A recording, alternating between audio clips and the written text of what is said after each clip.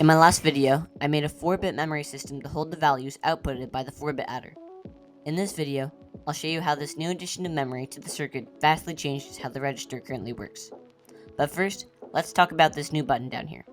When I press it, the value representing the 16th place turns on. So, is this just adding 16 to the circuit? Well, let's see. If we put in 3 and 5 into the adder, we get 8 as the output. But when we turn on this new button, the 16th place still lights up, but the output of the other 4 bits has turned to 2. If you can see where this is going, the button here is a subtract signal. The reason why subtraction is so easy when you already have an adder is that you can simply make a number negative. To make a number negative in the decimal system, we just add a minus sign to the front.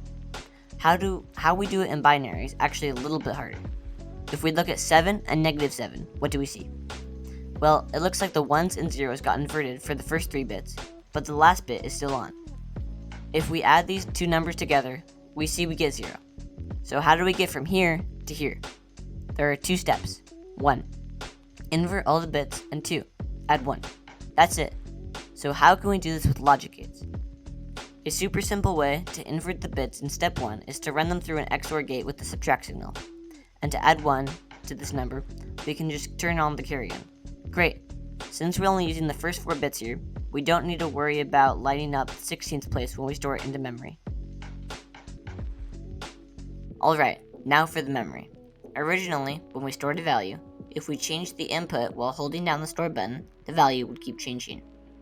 If we hooked up one of these to an adder and tried to use that value, the number would just keep being added to infinitely, very, very quickly. To solve this issue, we need a clock. The clock will cycle at a consistent speed. Since I have not gotten the parts for the clock yet though, we'll just change the store signal to the clock signal, and store whenever the clock's signal goes to high. Wait, what do I mean by goes to high? Well, the clock is always cycling from low to high, and when the signal changes, that brief moment is called an edge. There's the rising edge and the falling edge. We want to use the rising edge to store our data, so we can only store it for that brief moment. To do this, we need to duplicate our original setup. The first memory system will be connected to the second, with the brief store signal for that one being inverted. Then, the second one will just take the normal clock signal. That may seem complicated, but it works. So now we can, in theory, feed the data back into the adder.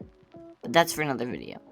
This circuit is almost complete, with it so far being able to add, subtract, and store values. Make sure to stay tuned for the next video, like, subscribe, and I'll see you in the next one.